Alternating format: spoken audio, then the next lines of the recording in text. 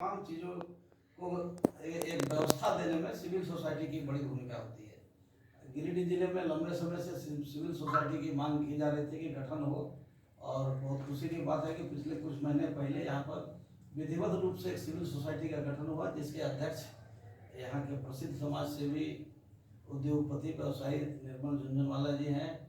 वो भी आए हुए हैं। तारिक साहब जो महासचिव हैं, और दोनों उपाध्यक्ष और सब लोग हैं। इनसे हम बात करेंगे एक एक इशू पर।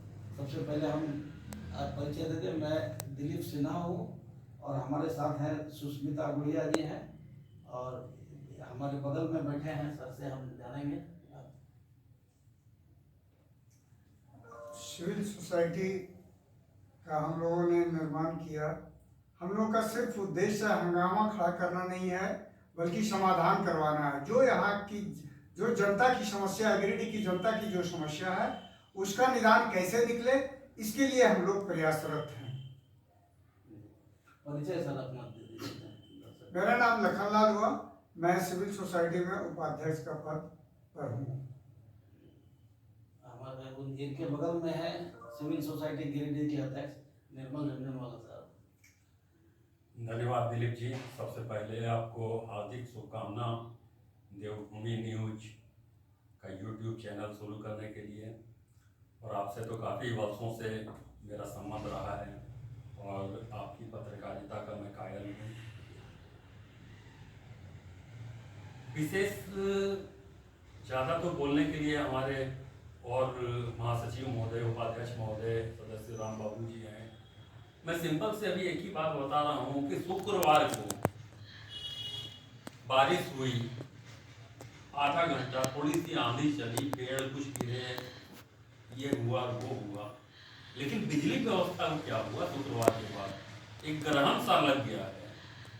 शुक्रवार के बाद पिछले 7-8 वर्षों में रघुवर दास जी की सरकार के समय से 2016 से लेकर 2024 तक, 2025 तक 8-9 साल में हजारों करोड़ रुपये खर्च हुए कि सारा केबल लाइनिंग करना है, सारा जो है हम लोग को कंडक्टर चेंज करना है, सारा पोल हम लोग को चेंज करना है, ये है और वो है। और उसके बाद ये स्थिति, इससे बड़ा मैं समझता हूँ कोई घोटाला झारखंड में आज तक नहीं हुआ होगा जो झारखंड बिजली वितरण निगम के कार्यकाल में हुआ है। और इसमें कोई एक सरकार नहीं, 2020 में झारखंड का गठन हुआ था और 2025 है, सारी सरकारें इसमें शामिल हैं।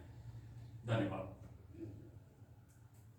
इनके बगल में है उपाध्यक्ष है सिविल सोसाइटी के। पहले आप लोग अपना परिचय खाली दीजिएगा। मेरा नाम शिवेंद्र कुमार सिन्हा हुआ। मैं पेशे से अभियंता हूँ, और सिविल सोसाइटी का उपाध्यक्ष के रूप में मैं मोहम्मद तारिक, सिविल सोसाइटी का महासचिव हूँ। मैं Ram Babu Gupta, civil society founder member. Devbhoomi Jharkhand news से मैं सुष्मिता गुड़िया, गिरिडीह इंचार्ज। तो मुख्य समस्या अभी जो सबसे ज्वलंत समस्या है, और जैसा कि निर्मल झुंझुनवाला साहब ने बताया, बिजली संकट। तो ये बिजली संकट के बारे में हम एक मामूली से आंधी तूफान में पूरा बिजली व्यवस्था ध्वस्त हो जा रहा है। तो इसके पीछे क्या कारण है और कैसे ये ठीक हो, और सिविल सोसाइटी का इसमें क्या भूमिका होगी, इस पे झुंझुनवाला साहब बताएंगे।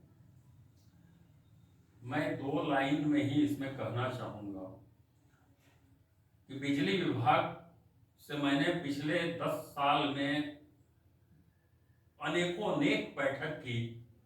अब उनसे ये जानना चाहा कि आप सारा जिला का छोड़ दीजिए, सिर्फ शहरी क्षेत्र में किस ट्रांसफार्मर पर कितना लोड है, आप इसका हमें ब्यौरा दे दीजिए। बिजली विभाग वो भी उपलब्ध कराने में नाकाम है। तो जिस विभाग को ये पता नहीं है कि उसके किस ट्रांसफार्मर में कितना लोड है, क्या वो विभाग कभी भी जो है अपने उपभोक्ता को बिजली सप्लाई कर पाएगा?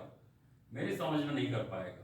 बाकी चीजें तो और समझी जांच की विषय है, लेकिन यहाँ के बिजली विभाग के सारे अधिकारी जो है, इनका काम सिर्फ कुर्सी तोड़ना, ठेकेदारों के साथ, क्योंकि सारा काम आउटसोर्सिंग एजेंसी को दे दिया गया है। सारा बिजली रिपेयरिंग का काम, पोल शिफ्टिंग का काम, सारा आउटसोर्सिंग है। और सरकार की भी बहुत सोची समझी नीति है। आजकल हर विभाग में आउटसोर्स किया जा रहा है ताकि सरकार को कोई बहाली नहीं करनी पड़े, क्योंकि किसी को बहाल करेगा तो उसे उसके रिटायरमेंट के बाद उसको पेंशन भी देनी पड़ेगी। अगर जो है ड्यूटी के दौरान जो है उसके साथ कोई हादसा हो जाता है तो वैसा मुआवजा भी देना पड़ेगा। तो सीधा सा है कि आउटसोर्स कर दो, सारी समस्याओं से छुटकारा पा लो, ना अपने सर पे कुछ रहेगा, ना लेना रहेगा, ना देना रहेगा। तो ये स्थिति चल रही है और इससे ऐसे शासन नहीं चलता है। सुष्मिता जी का इस पे एक सवाल था शायद स्मार्ट मीटर को लेकर, तो आप सर, जैसा कि आप सब जानते हैं कि ग्रिड में अभी एक अभियान के तरफ मुहिम चलाया जा रहा है कि स्मार्ट मीटर। ये स्मार्ट मीटर ग्रिड में कितनी सफलता और कितना ग्राहकों को और आम जनता को इससे संतुष्टि मिलेगी, इसके बारे में आपकी सिविल सोसाइटी की क्या राय है और आप क्या बताना चाहेंगे हमारे दर्शकों को? कुछ विस्तार से बताएं। बहुत अच्छा प्रश्न किया सुष्मिता जी आपने स्मार्ट मीटर के बारे में। स्मार्ट मीटर भी लगाने का ठेका एक आउटसोर्सिंग एजेंसी को दिया गया है, जो सभी जिलों में स्मार्ट मीटर लगा रही है। स्मार्ट मीटर से मेरा अभी कोई पाला नहीं पड़ा है, लेकिन जहां से भी मुझे सूचना प्राप्त हो रही है वो यही है कि साधारण मीटर से जो है 2 से 3 गुना ज्यादा गति से स्मार्ट मीटर जो है घूमता है। अब इस बात में कितनी सच्चाई है और कितनी नहीं है, मैं इसके लिए कहने के अभी ताज ठोक पर कहने के लिए नहीं कर सकता हूं।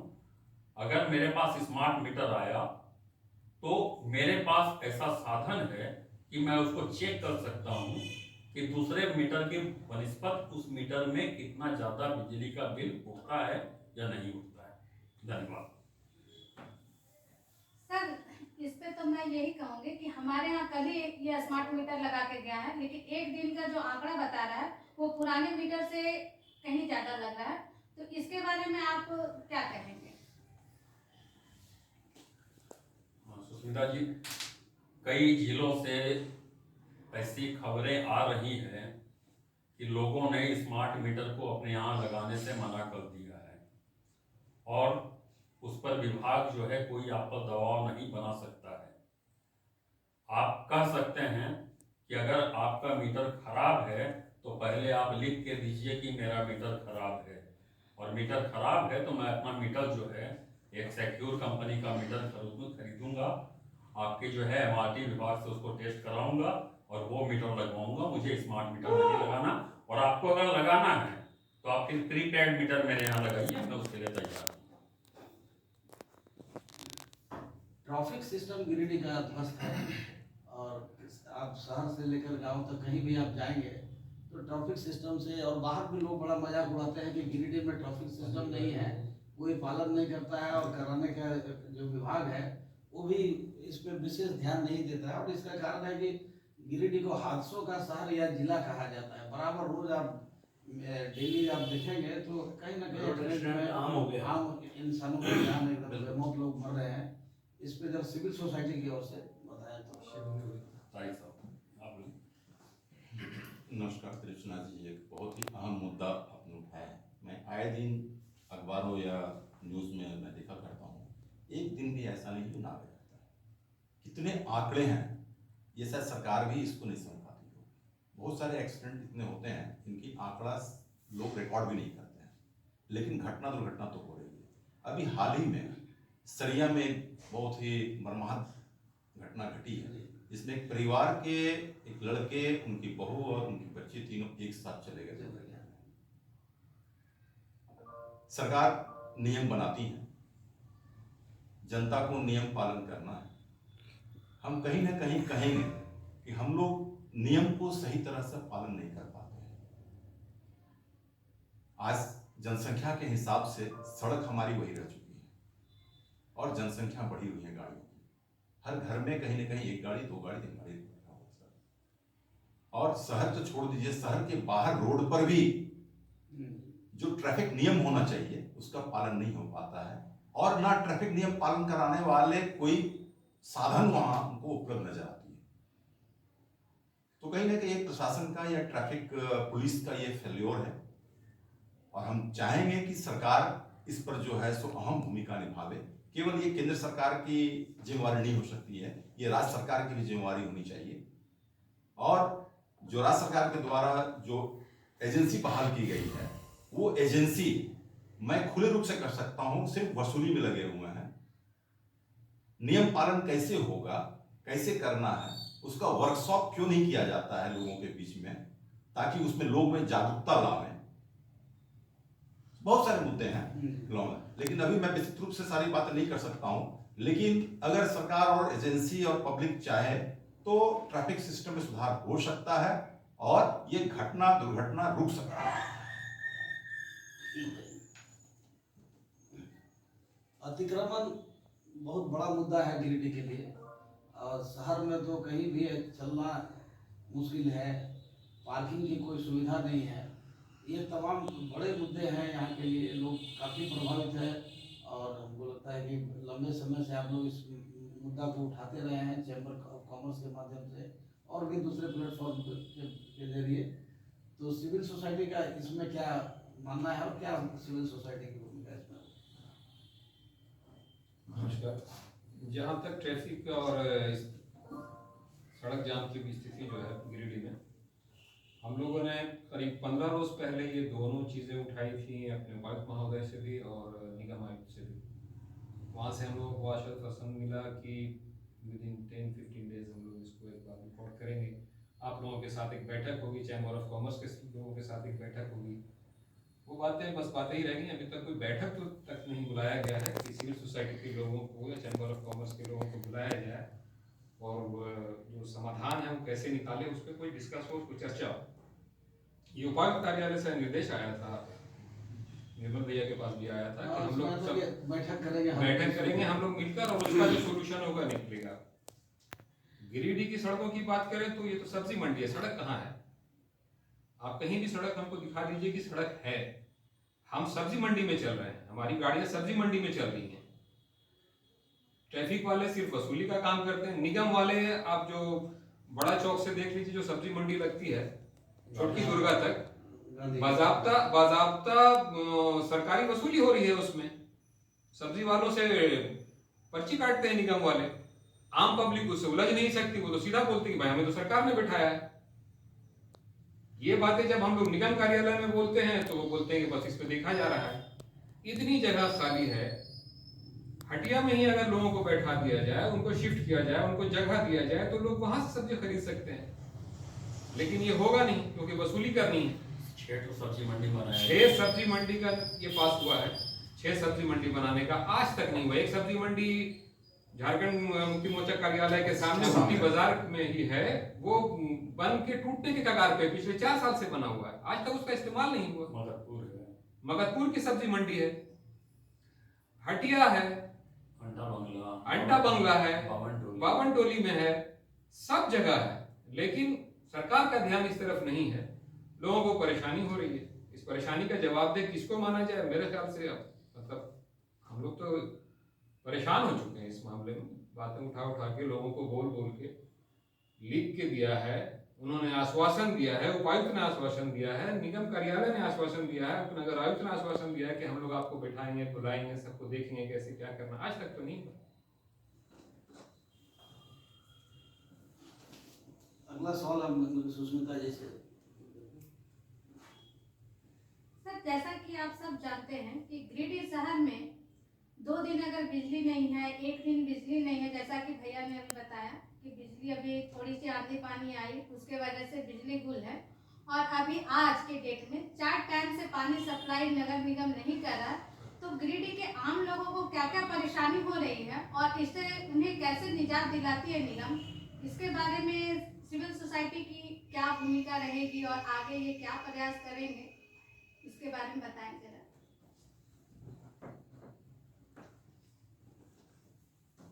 सुष्मिता जी, सिविल सोसाइटी का पहला मेटल जो है वो पेयजल आपूर्ति के ऊपर केंद्रित था, जिसके लिए नगर निगम में हम लोग नगर आयुक्त से मिले थे और उनको बताए थे कि जितनी दूर आपके नगर निगम में आपने पाइप बिछाई है जलापूर्ति के लिए, उस सारे क्षेत्र में भी पानी नहीं जा रहा है। अन्य क्षेत्रों की बात तो छोड़ दी जाए, और जो पानी जा रहा है वो फिल्टर्ड पानी नहीं जा रहा है, गंदा और दूषित पानी जा रहा है, जिससे बीमारियां उत्पन्न हो रही है। उन्होंने आश्वासन दिया कि हम इसको देखेंगे और जल्द ही जो है वार्ड वाइज हम बैठक करेंगे और वार्ड वाइज समस्या का समाधान करेंगे, लेकिन 15 दिनों में कुछ भी नहीं है। और इसमें सुष्मिता जी कुछ हो भी नहीं सकता है। जहां इसको कहा जाए कि जो है आपको पोसने वाला ही जो है आपको जो है धीरे धीरे कुतर के खा रहा हो, आप वहां उससे कोई उम्मीद नहीं रख सकते हैं। सारे राजनीतिक दल, सारे लोग, सारे अफसर सब एक जगह हैं। आम जनता को क्या होगा नहीं होगा कोई चिंता नहीं है। और शहर की जाम के बारे में भी तारिक भाई बता रहे थे। हम कहते हैं शहर की सड़कों को छोड़िए, शहर की नालियां इतनी जाम है कि थोड़ी सी बारिश हुई और सारा पानी सड़क पे बह रहा था, नालियां नहीं बह रही थी, सड़क पे पानी बह रहा था। यहाँ तो सड़क जाम की छोड़िए। और ट्रैफिक पुलिस के बारे में मैं बता दूं कि उसमें तत्कालीन एसपी कुलदीप द्विवेदी साहब के टाइम में उन्होंने अनुरोध किया था कि चैम्बर प्रयास करे तो यहाँ ट्रैफिक थाना बन जाएगा, समस्या का समाधान हो जाएगा। और यहाँ डीसी साहब से, एसपी साहब का कॉरेस्पोंडेंस पे डीसी साहब से उसको जो है रिकमेंड करा के रांची भेजा गया था। और हम लोग ने जो है तत्कालीन मुख्यमंत्री जी के सचिव सुनील बलवाल जी के साथ 5 बार बैठक की थी।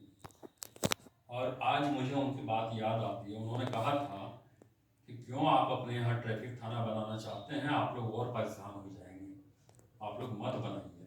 लेकिन हम लोग की बुद्धि पता नहीं उसमें जो है क्या लग रहा था कि ट्रैफिक थाना बन जाएगा, सादी ड्रेस में, सादी वर्दी में, सादी टोपी वाले ट्रैफिक के प्रशिक्षित जवान रहेंगे, सारा ट्रैफिक कंट्रोल हो जाएगा। लेकिन क्या हुआ, 2018 में ट्रैफिक थाना बना है, 7 साल हो गया है, आज तक यहाँ एक भी प्रशिक्षित ट्रैफिक पुलिसकर्मी नहीं है। और तारीख बात यह है कि ट्रैफिक के बारे में चूंकि मैं बहुत ज़्यादा शिकायत करता हूँ, ट्वीट करता हूँ, ये करता हूँ, वो करता हूँ, तो उसका खामियाजा मुझे ये भुगतना पड़ता है कि हर 2 महीने में मेरी गाड़ी का चालान कहीं न कहीं कट जाता है कि आप जो है नो पार्किंग जोन में थे। तो ये तो कहावत है, अब मैं क्या कहूँ। ये बिल्कुल सही कहा निर्मल झुंझुनवाला जी ने। हम लोग देखे कई बार इनका कट गया है, फिर मुद्दा को सामने लाया, उसके बाद शायद कोई सुधार हुआ उसमें। तो आवाज उठाने वाले को दबाने का भी प्रयास प्रशासन की ओर से किया गया है, जिसका इन्होंने कड़ा प्रतिवाद किया और फिर प्रशासन को बैकफुट पे आना पड़ा। पेयजल की भी स्थिति बहुत खराब है। शहर में पानी का सप्लाई नहीं हो पाता है, अगर होता भी है तो प्रदूषित पानी है, बिना फिल्टर किए हुए डायरेक्ट पानी लोगों के घर तक पहुंचा दिया जा रहा है। इसमें नगर निगम का ये इस पर कोई भी एक्शन भी नहीं लिया जा रहा है कि इस तरह काम हो रहा है जिस ठेकेदार के माध्यम से। तो कैसे अब शुद्ध जल लोगों के घर तक पहुंचे और ये बाधित नहीं हो। बिजली संकट का बहाना करके जो पेयजल ठप कर दिया जाता है, इसको कैसे करें? गिरिडीह में टोटल 36 वार्ड है और 36 वार्ड में लगभग सभी वार्डों में पाइप बिछा हुआ है नागार्जुना का। इन 36 वार्डों में मुश्किल से 19 से 20 वार्ड में पानी आता है एक आध टाइम, और वो भी पानी अनफिल्टर्ड, मतलब आप डैम से उठाए और डायरेक्ट सप्लाई कर दिए थे। कोई साई कंस्ट्रक्शन या साई एजेंसीज है, उनको ये कॉन्ट्रैक्ट मिला था, करोड़ों का कॉन्ट्रैक्ट है पानी को फिल्टर करने का, उन्होंने किसी को पेटी कॉन्ट्रैक्ट दिया है। वो पेटी कॉन्ट्रैक्ट जो है वो किसी राजनीतिक दल के रसूखदार आदमी है। और ये मैं किसी को ये इल्जाम नहीं लगा रहा हूँ, ये खुली बात है कि इसमें पक्ष और विपक्ष दोनों ठेकेदार हैं। ये नहीं कि जो सरकार है, जो सरकार के लोग इसमें शामिल नहीं, बिल्कुल शामिल, उस ठेकेदारी में शामिल है, ऑन पेपर नहीं है लेकिन शामिल है। लोगों को पूरे गिरिडीह को इस बात का पता है। और विपक्ष के बहुत बड़े नेता हैं, वो इनके कॉन्ट्रैक्टर हैं। हम लोग खुद जाके पर्सनली विजिट किया। वहाँ एक कर्मचारी है, नाम ना बताने पे, उसने कहा कि मैं बताता हूँ, सिर्फ चूने की बोरी वो लोग रखते हैं फिल्टर्ड प्लांट में, और जब पानी में ज्यादा स्मेल होता है तो 8-10 बोरियां वो चूने की डालते हैं। अदरवाइज वहां कुछ भी अवेलेबल नहीं है। कोई भी आदमी, एक आम आदमी भी जाके वो फिल्टर प्लांट खंडोली वाला देख सकता है। आप भी चाहें तो आप जाके देख सकते हैं उसको, फिल्ट्रेशन की क्या स्थिति है। महादेव तालाब से पानी उठता है, सीधा तालाब से उठता है और वो सफाई हो जाता है। पिछले 7 सालों से वार्ड नंबर 32, 33, 34, 35, 36 एक बूंद पानी सप्लाई का वो नहीं आया। पाइप बिछा हुआ, हवा आ रही है, पानी नहीं आता है। 1 लाख एप्लीकेशन वार्ड पार्षद के द्वारा, आम पब्लिक के द्वारा, सड़क जाम सब कुछ हो चुका है। कोई जूं तक नहीं रेंगती है नगर आयुक्त के या हमारे विधायक महोदय, सांसद महोदय तो खैर लापता ही, उनका तो पोस्टर लगा देना चाहिए। उनकी तो बात ही करना बेकार है, उनके लिए गिरिडीह कोई वैल्यू नहीं करता है। लोग सांसद चुनते हैं, अपनी बातों कर रहे हैं। हम लोगों को चुनने के बाद तो उनकी शक्ल नहीं देखी है लोगों ने। गिरिडीह में किसी ने देखी है तो उनको तो इनाम दिया जाना चाहिए कि आप सांसद महोदय से मिल गए। तो ये तो स्थिति है। अभी आप ये देख लीजिए कि जो पानी आपका वार्ड नंबर चैताडी से उठता है, भंडारी पचम्बा जो पानी जाता है, आप उस फिल्ट्रेशन प्लांट को देख लीजिए। अभी न्यूज चलाया है, पिछले 1 हफ्ते से जागरण वाले उस पर काम कर रहे हैं। सारा पोल पट्टी खोल के रख दिया उन लोगों ने, पर अभी तक बेशर्मी की हद यह है कि अभी तक उसमें 1 इंच भी सुधार नहीं हुआ। लाइव कवरेज होने के बाद भी 1 इंच सुधार नहीं है कि 2 बोरा वो उसका ये भी ला के रख दें। नहीं, लाइव कवरेज से थोड़ा सुधार हुआ है, पानी बंद हो गया है। हाँ, ये सुधार हुआ है कि पानी बंद हो गया। तो पानी की स्थिति तो बहुत बिजली का ही है, पानी की स्थिति बहुत बुरी है और इसको सुधारने की कोई मतलब लोगों की कोशिश नहीं है। चाहे वो हमारे विधायक हों या हमारे सांसद हों, नगर आयुक्त हों, सारे वार्ड पार्षद हों, जो अब तो निवर्तमान हो गए हैं। लेकिन गिरिडीह की स्थिति में पानी के बारे में ना पूछे। पानी तो हम लोग पानी अभी नगर निगम चुनाव लंबे समय से नहीं हो पा रहा है और अभी प्रक्रिया में है, शायद चुनाव हो, सरकार तैयार नहीं हो रही है इस मौजूदा माहौल में। तो क्या नगर निगम का चुनाव होने से शहर की जो समस्याएं हैं, ये जितने हम लोग उठा रहे हैं, इसका कोई समाधान का उम्मीद है क्या?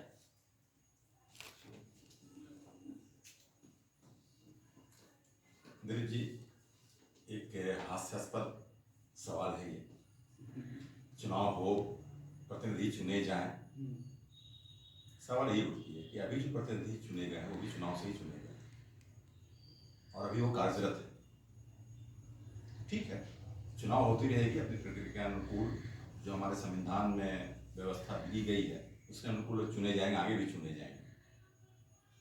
इसलिए मैं ये नहीं समझता हूँ कि चुनाव होने के बाद सुधार अगर होनी होगी तो अभी भी हो सकती है। मैं मुख्य कारण इसका बताता हूँ कि राज्य में या देश में जब तक भ्रष्टाचार व्यापित रहेगा तब तक इस देश में सुधार की परिकल्पना करना बेमानी होगी। ये छोटे शब्दों में है भ्रष्टाचार, लेकिन इस तरह से लोगों के ब्लड में आ गए हैं ना, किसी न किसी रूप में हम लोग सभी भ्रष्ट हो चुके हैं। चाहे हम भ्रष्टाचार को आंखों से देख के चुप हैं तो हम भ्रष्ट हैं, विरोध कर रहे हैं, अगला सुधर नहीं रहा है। मैं पहले की परिपाटी, पता नहीं हमारे संविधान निर्माता लोग कितने बहुत ही सपना देखकर वो संविधान बनाए होंगे, लेकिन हमको लगता है क्या कि वो ऐसा सपना में ये सब बातें उनको पहले पता चल गया होगा कि देश की स्थिति ये होगी, इसलिए उन्होंने संविधान बनाया ताकि उसमें रुकावटें डालने के लिए जो सिविल सोसाइटी के लोग हैं या समाज के जो लोग हैं उसको इस सहारा लेते हुए संविधान का कानून का लेके इस पर कम से कम थोड़ा सा इसमें जो होता है कि चक्का जो फ्री चल रही है उसमें जाम ला सकें ताकि थोड़ी सी गति कम हो भ्रष्टाचार की। अभी की जो स्थिति है, हम कहीं दूसरे का छोड़ दीजिए, राज्य की स्थिति हम ले रहे हैं। राज्य सूचना आयोग पिछले कई वर्षों से बंद पड़ा हुआ है। देश ने एक आरटीआई की व्यवस्था दी जिससे हम लोग ये पता कर पा सकते थे कि देश में क्या हो रहा है, कैसे हो रहा है, क्यों हो रहा है। वो भी अब जानकारी नहीं मिल पा रही है क्योंकि संस्था को ही बंद कर दिया गया सरकार के द्वारा। इस पर हाईकोर्ट निर्देश दिया गया, फिर चालू नहीं किया गया।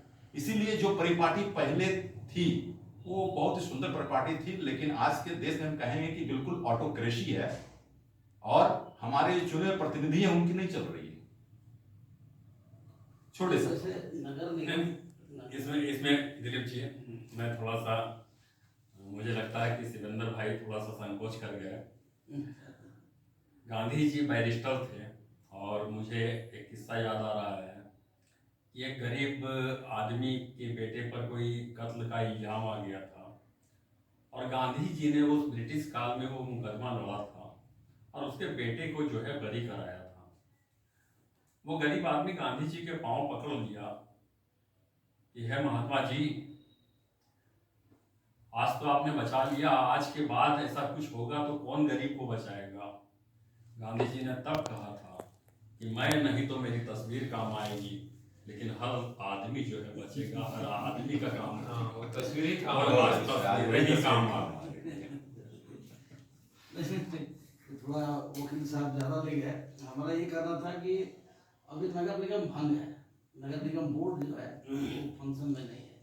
जब तक चुनाव नहीं हो तो स्वाभाविक है कि सारा काम का जो है वो अधिकारी और उसका जो सिस्टम है वो देख रहा है। तो अगर चुनाव हो जाए तो आपका प्रतिनिधि का उस पर कुछ तो रहता है ना। तो इसी वक्त मैंने एक शब्द में कहा था कि जो ऑटोक्रेसी है वो हावी है। तो इसमें आप सही कह रहे हैं। जब मान लीजिए वार्ड पार्षद रहते हैं, मेयर रहते हैं, लेकिन सिस्टम जो है, चीफ एग्जीक्यूटिव ऑफिसर जो है नगर निगम का नगर आयुक्त या उपनगर आयुक्त होता है और उसके अधीन सारे कर्मचारी जो होते हैं वो राज्य सरकार के सिस्टम के होते हैं। आपने ठीक है अपना नगर निगम का महापौर चुन लिया, उप महापौर चुन लिया, 36 वार्ड पार्षद चुन लिए, लेकिन करना किसको है काम? काम तो करना है उस सिस्टम में बैठे हुए लोगों को, और वो लट्टू घुमाने में इतने माहिर होते हैं, वो लट्टू घुमाने में इतने माहिर होते हैं कि उनके सामने शायद ही किसी वार्ड पार्षद की या किसी महापौर की, उप महापौर की चल पाती हो, और या फिर वो भी जो है बहती गंगा के साथ बहना ज्यादा पसंद करते हैं। भ्रष्टाचार के बारे में बताया कि भ्रष्टाचार एक बड़ा मुद्दा और वो मूल कारण है। अगर आप देखिए सरकारी कार्यालय में, थाना में कहीं बिना आप पैसा दिए कोई काम नहीं कर सकते हैं।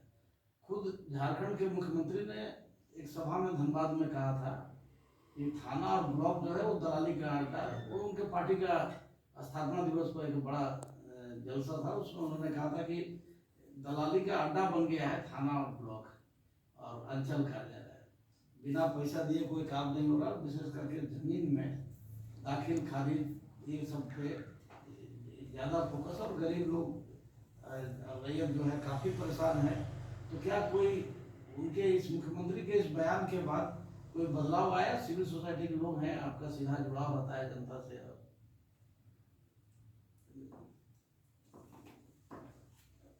जहाँ तक थाना और ब्लॉक की बात है तो ब्लॉक तो रात के 10 बजे के बाद काम करता है, दिन में वो बंद रहता है, आम पब्लिक के लिए वो बंद है। हाँ, आप माफिया हैं, जमीन माफिया हैं, आप राजनीतिक लोग हैं, राजनीतिक रसूख रखते हैं, 11 बजे जाइए, आपको सारे लोग मिलेंगे, कर्मचारी से लेकर सीओ तक सब 11 बजे रात के बाद मिलते हैं वहाँ। आप दिन में चले जाइए, सीओ साहब नहीं मिलेंगे, कर्मचारी नहीं मिलेगा, आपका पेपर नहीं मिलेगा, ये तो सारे लोगों को पता है। और मुख्यमंत्री जी का इतना कहने के बाद ये और हो गया है, इसमें सुधार नहीं हुआ, बल्कि उनको लगा कि अब तो हमको लाइसेंस मिल गया है, मुख्यमंत्री जी बोल दिए हैं, तो उस लाइसेंस का सही इस्तेमाल ब्लॉक में हो रहा है। जहां तक थाने की बात है तो थाना काम करता है दलाल के साथ। थाने में आपके जो हर मोहल्ले में, हर पॉकेट में कुछ रसूखदार दलाल टाइप के लोग होते हैं, उनके जरिए आपका काम हो सकता है। ऐसे आम लोगों का काम होना तो लगभग नामुमकिन है। हाँ, आप मोड़ मोड़ पर वसूली देख सकते हैं, चाहे वो कोयले वाले से हो, चाहे वो जानवर की तस्करी वालों से हो। आप सुबह निकल जाएं गिरिडीह में, जो कोयला ढोने वाले लोग हैं, आपको हर मोड़ पर ट्रैफिक पुलिस वाले और थाने के लोग मिल जाएंगे पैसा वसूली करते हुए। दूसरी बात, आप एक बात आप मुझसे सवाल नहीं किया लेकिन मैं उसमें जोड़ना चाह रहा था कि गिरिडीह को धनबाद से जोड़ने के लिए एक सड़क है, टुंडी रोड। टुंडी रोड में जब आप टुंडी रोड जहाँ से शुरू होता है बरवाड़ी क्रॉस करके रानीडीह से पहले एक रेलवे ब्रिज है जो ब्रिटिश टाइम का है, जो बनियाडी होते हुए जो बनियाडी जाती है कोयला उठाने के लिए ये अपने खादान से। उस पुल की स्थिति इतनी जर्जर है कि वो आज गिरा कि कल गिरा कि परसों गिरा, और अगर वो ब्रिज गिरता है तो फिर हम धनबाद से बंगाल से बिल्कुल कट जाएंगे, मतलब फिर हम लोग टापू में आ गए। इस बात को लेकर सिविल सोसाइटी के लोगों ने मतलब सारे अधिकारियों से, उपायुक्त महोदय से लेकर नगर आयुक्त से लेकर अपने नगर विकास मंत्री तक को इस बारे में जानकारी दी।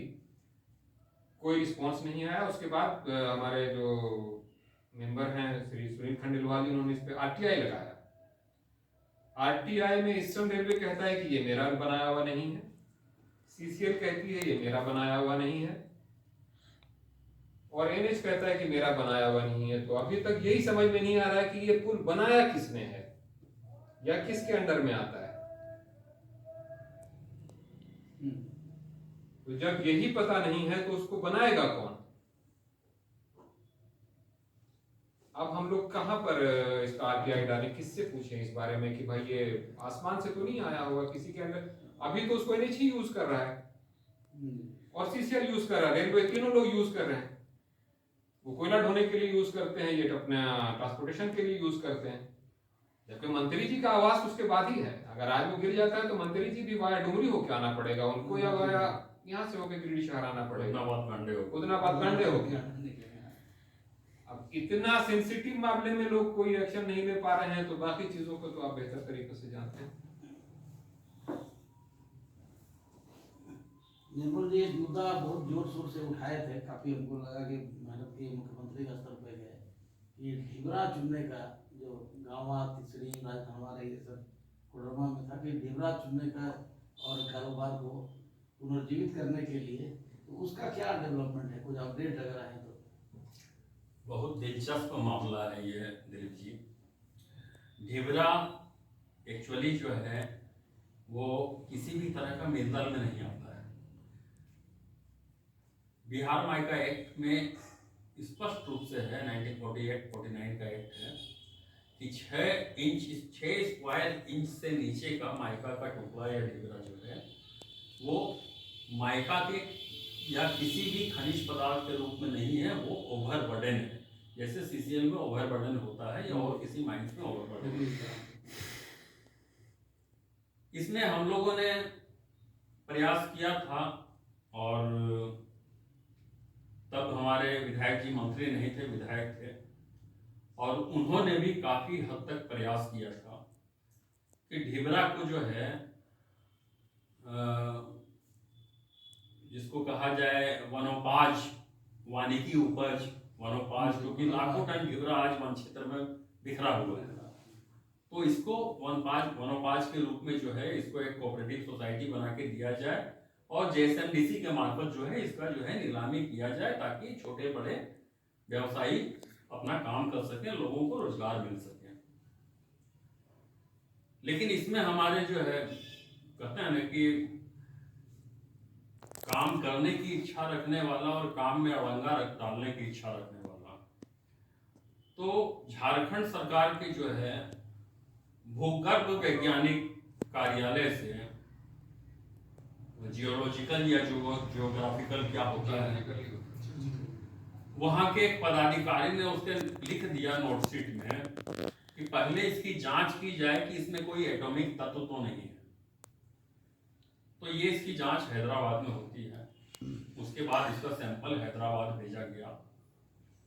जनवरी 2024 में हैदराबाद से आ गया कि यहाँ पे आप रिपोर्ट कलेक्ट कर लीजिए, लेकिन कोई रिपोर्ट कलेक्ट करने के लिए तैयार नहीं, क्योंकि वो जियोलॉजिकल डिपार्टमेंट या जियोग्राफिकल जो भी डिपार्टमेंट हो, उसने पहले 15-16 बार जो है भेजा था टेस्टिंग के लिए, और एक टेस्टिंग की फीस होती है 5 लाख रुपया, और उसने किसी भी टेस्टिंग की फीस जमा नहीं की थी और कोई भी रिपोर्ट नहीं दी थी। मामला वहां पर ये, तब इसमें गिरिडीह के माइका माइंस वालों ने, जो माइका का कारोबार करने वाले हैं, इन्होंने अपनी पूंजी लगा के जो है हैदराबाद से उसकी रिपोर्ट लाई, इसमें कोई एटॉमिक तत्व नहीं। इसी बीच आपको भी शायद पता होगा कि ये खबर आई कि गामा तीसरी कोडरमा की सीमा पे लिथियम पाया गया। ये जैसे ही आया तो अब यहाँ से क्वेरी हो गई है कि जांच किया जाए कि इसमें लिथियम है कि नहीं। तो जब सरकारी अधिकारियों की मानसिकता ऐसी रहेगी और सरकार जो बार बार कहते हैं, माननीय मुख्यमंत्री हो चाहे कोई मंत्री हो या कोई भी हो, कि हम जो है राज्य में चाहते हैं विकास हो, उत्थान हो, विदेश से हमारे यहाँ निवेशक आए, ये और वो हो, आपके पदाधिकारी जो लोकल आपकी इंडस्ट्री है वो दिन प्रतिदिन कम होते जा रही है, लोकल आपके व्यापारी दिन प्रतिदिन कम होते जा रहे हैं। आप कैसे एक्सपेक्ट करते हैं कि कोई बाहर का आएगा? विदेश का तो छोड़िए, बगल का बिहार और बंगाल का कोई नहीं आएगा यहाँ पे। अरे कोई भी आदमी कहीं जाता है तो आस पड़ोस वाले से जानकारी लेता है कि भाई वहां पर लॉ एंड ऑर्डर कैसा है, मोहल्ला कैसा है, रहने लायक है कि नहीं है, हम वहां जमीन ले कि नहीं ले। तो कोई करोड़ों की इंडस्ट्री लगाने आएगा, ऐसे जो है मुख्यमंत्री की बात पे आ जाएगा। वो यहाँ के इंडस्ट्री वालों से बात करता है, वो यहाँ के व्यापारियों से बात करता है कि आपको क्या सुविधा है नहीं है। व्यापारी यहाँ से फीडबैक देते हैं। आज झारखंड में आज तक एक भी इंडस्ट्री, रघुवर दास जी हाथी उड़ा चले गए, हेमंत सोरेन जी पतंग उड़ा रहे हैं, अरे आज तक एक भी इंडस्ट्री आई क्या? हमें बता दें। आज ही मैंने अखबार में पढ़ा था कि जो है गोला में कोई जो है इंडस्ट्री के लिए जो है 16 साल पहले जमीन अधिग्रहित हुई थी और आज तक वहां पर इंडस्ट्री की चारदीवारी के काम शुरू नहीं हुआ है। ग्रामीण अपनी जमीन वापस मांग रहे हैं। तो ये तो स्थिति है। आप हमें बता दें कि एक भी इंडस्ट्री आई है तो। बिल्कुल सही कहा आपने। झारखंड में नए उद्योग लगना शायद संभव नहीं हो पा रहा है और उसके पीछे क्या कारण है ये एक बताए। तो जैसा आपने विधि व्यवस्था का सवाल किया है, चर्चा आप किए हैं, तो गिरिडीह में विधि व्यवस्था की क्या स्थिति है? क्या उसमें और सुधार का महसूस करते हैं कि और सुधार होना चाहिए ताकि व्यापार हो, लोग अमन चैन से रह सके? बिजनेस ऐसा चीज है जो बहुत नरम होता है, उसको बिल्कुल बच्चे की तरह पाल के बड़ा किया जाता है। और हमारे यहाँ क्या है कि आप एक लाइसेंस के लिए अप्लाई करिए तो आपको महीनों क्या सालों भी लग सकता है। पॉल्यूशन के लिए अप्लाई करिए तो सालों लग जाता है। बिना काउंटर पे, बिना टेबल पे पैसा दिए हुए कहीं काम नहीं होता है। कोई भी लाइसेंस बिना पैसा दिए हुए नहीं मिल पाता। तो व्यापारी कैसे अपने व्यापार को बढ़ा सकेगा? कैसे नया व्यापारी लोग अपना व्यापार को बढ़ाने की सोचेगा? यहाँ तो समस्या ये है। अन्य जगहों पर जैसा मैंने सुना है, बहुत गहराई से तो नहीं जानकारी है, कि सिंगल विंडो बनाया गया है जहाँ आप सारा पेपर जमा करिए, आपको लाइसेंस वहीं से सारा लाइसेंस मिलेगा। हमारे यहाँ तो ऐसी कोई व्यवस्था नहीं है। तो मेरा बिजनेस का ग्रोथ कैसे होगा? कैसे लोग हिम्मत करेंगे? नए लोग कैसे आएंगे बिजनेस में?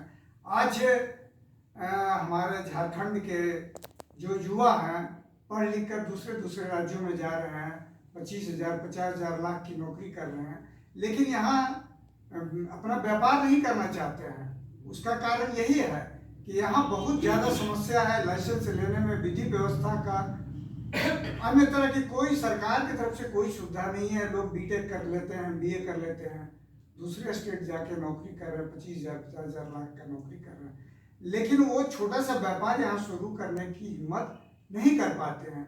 ये बहुत दुखद स्थिति है झारखंड के लिए। इस पर हमारे जो भी हैं सरकार के या जो उच्च पदाधिकारी हैं, इस पर जरूर सोचना चाहिए कि हमारी जो युवा पीढ़ी है वो मेरे ही राज्य में कैसे अपने रोजगार को चला सकें, रोजगार कर सकें, कुछ नए उत्पाद की सोच सकें। ऐसा माहौल बनाना चाहिए यहाँ के सरकार को। नहीं, लखन जी ने बहुत अच्छा कहा था। इसमें मुझे एक बात याद आ गई कि कुछ वर्षों, शायद 3-4 वर्षों पहले झारखंड सरकार ने अधिसूचना जारी की थी कि जितने भी उद्योग और व्यवसाय है झारखंड में, उसमें 75% नियोजन जो है स्थानीय को दिया जाए। ठीक है, बहुत अच्छी बात है, लेकिन स्थानीय की परिभाषा क्या है? स्थानीय की परिभाषा, उसमें ना आधार कार्ड को माना गया है, न वोटर आई कार्ड को माना गया है, न राशन कार्ड को माना गया है। उसमें स्थानीय की परिभाषा क्या मानी गई है कि आप CO से डोमिसाइल सर्टिफिकेट लीजिएगा, वो स्थानीय होगा। अब आप बताइए कि सीओ के यहां से स्थानीयता का सर्टिफिकेट आपने क्या किसी विधानसभा, लोकसभा या नगर निगम के चुनाव में वो उम्मीदवार कहाँ का नागरिक है, प्रत्याशी कहाँ का नागरिक है, उसमें आज तक ये कंडीशन डाली है क्या? आप एक नौकरी करने वाले के लिए जो है कंडीशन डाल रहे हैं, ये कहाँ का है? आप अगर वोटर कार्ड को नहीं मान रहे हैं, आप आधार कार्ड को नहीं मान रहे हैं, उसका पैन कार्ड को नहीं मान रहे हैं, आप राशन कार्ड को नहीं मान रहे हैं, तो क्या वो डोमिसाइल सर्टिफिकेट सीओ के यहां से जो निकलेगा वो पत्थर का लकीर हो जाएगा? एक डोमिसाइल सर्टिफिकेट बनाने में आज 5,000 रुपए का खर्चा है। कौन सा आपका लेवल जो है, अफसर क्या करता है इंडस्ट्री वाले को, ये आपकी जिम्मेवारी है कि आप सबका डोमिसाइल सर्टिफिकेट बनवाएं। क्यों बनाएंगे भाई, साला हम इंडस्ट्री बंद करके बाहर चले जाएंगे। आप आज झारखंड में मिनिमम वेजेज जो निर्धारित की गई है, वो झारखंड सहित के आसपास के 10-12 स्टेट में जो मिनिमम वेजेज है उससे 30% ऊपर है। आज इस पर भी झारखंड में नियोजन, जैसे स्थानीयता के ऊपर जो है हाईकोर्ट से स्टे हुआ, अब ये मिनिमम वेजेस के ऊपर भी जो है PIL फाइल हुई है और इस पर भी स्टे मिलेगा, ये हम लोग जानते हैं। लेकिन आज ये सब जो है करके सरकार को आखिर हासिल क्या हो रहा है?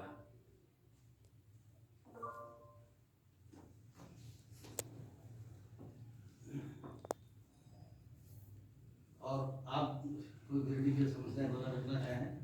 चलिए, सब हो ही गया। अच्छा, ठीक है।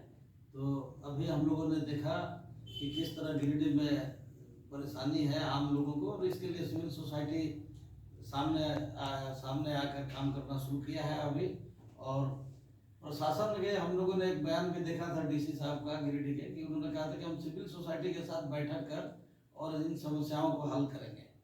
और जैसा अभी उन्होंने बताया कि कोई बैठक नहीं हुई, हम उम्मीद करेंगे कि गिरिडीह के उपायुक्त नमन प्रियेश लकड़ा जी और जो पूरा सिस्टम है वो सिविल सोसाइटी का लाभ उठाएंगे और सिविल सोसाइटी के माध्यम से गिरिडीह को और विकास की ओर ले जाएंगे। इसी के साथ आज हमारा ये परिचर्चा, इसको हम यहीं पर विराम देते हैं और अगले बार फिर हम एक बार सिविल सोसाइटी के साथ, चैम्बर ऑफ कॉमर्स के साथ गिरिडीह के मुद्दों पर बातचीत करेंगे। धन्यवाद, देखते रहिए, तब तक देवभूमि झारखंड। धन्यवाद।